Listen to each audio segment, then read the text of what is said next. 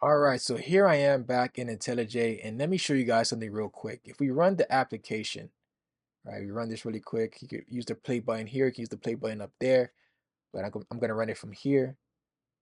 And we begin the process of trying to build and run this server. We're going to see a problem that arises. So just give it a couple seconds. All right, so the error that we're facing is it says failed to configure a data source URL attributed to a embedded data source, right? So because we have the dependency for Postgres, it's expecting a connection to a database, right? And you're not going to be able to run that server until you establish that connection or unless you get rid of that dependency. But in this case, you already have a database that we just created, or we have a running database that we just created using Docker. So what we can do is we can go inside of this and go into the resource folder and go into this application.properties, and we can start defining some properties that we'll need to connect to that database that we just created. All right, so the first thing that I'm going to do is provide the data source URL. So to do that, I could do spring.datasource.url, and that's going to be equal to a JDBC string, connection string, and it's going to be of type Postgres or PostgreSQL. And then we got define the host, which in this case, it's being ran locally, so it's going to be localhost running on port 5432, and it's going to be utilizing the database of funzapp underscore app. Next thing we got to do is define the username and password to connect to this data source. So it's going to be spring.datasource.username, and that's going to be equal to user, right? And then the password is going to be spring.datasource.password. It's going to be equal to password. Now, just a disclaimer, obviously it's not good to just place the username and the password.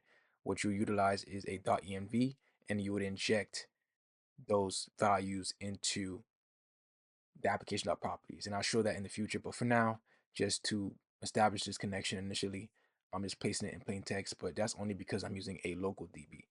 But in a real world application, you would inject it using a env file. Now, another property you're going to need, and this is mostly just to fix a JPA error that I was facing, so it may assist you, is this non-contextual creation property. So it's going to be spring.jpa.properties.hibernate.jdbc.lob non underscore contextual underscore creation. And it's going to expect the Boolean, and I'm going to put true. So that's just to fix a issue with the JPA, Spring JPA, but you may or may not need this, but just in case, you could try it with and without it. So the next thing I want to provide is the dialect of, okay, what type of database are we connecting to? So it's going to be spring.jpa.properties.hibernate.dialect. And it's going to be equal to org.hibernate. You can already see it's already doing it for us, but dialect dot, and you can see that there's a couple of options, like different type of dialects, right? There's one for internal databases. There's one for MariaDB, but in this case, we're going to be using Postgres. So Postgres, or PostgreSQL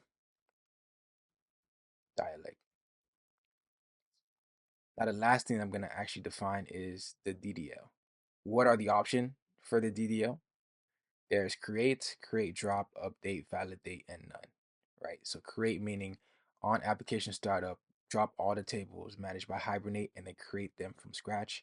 There's create drop, which on startup is going to create all the tables managed by Hibernate, and then on shutdown is going to drop all those tables. So it's going to be it's going to destroy all that was done in the process, right? So it's going to create it on startup and then drop it when the application is done. Then there's update. So on startup, if the tables already exist, it's not going to attempt to recreate it, but any new ones will be created. Then there's validates. It's going to check if the tables are actually available. If not, then it's going to throw an exception. And there's none.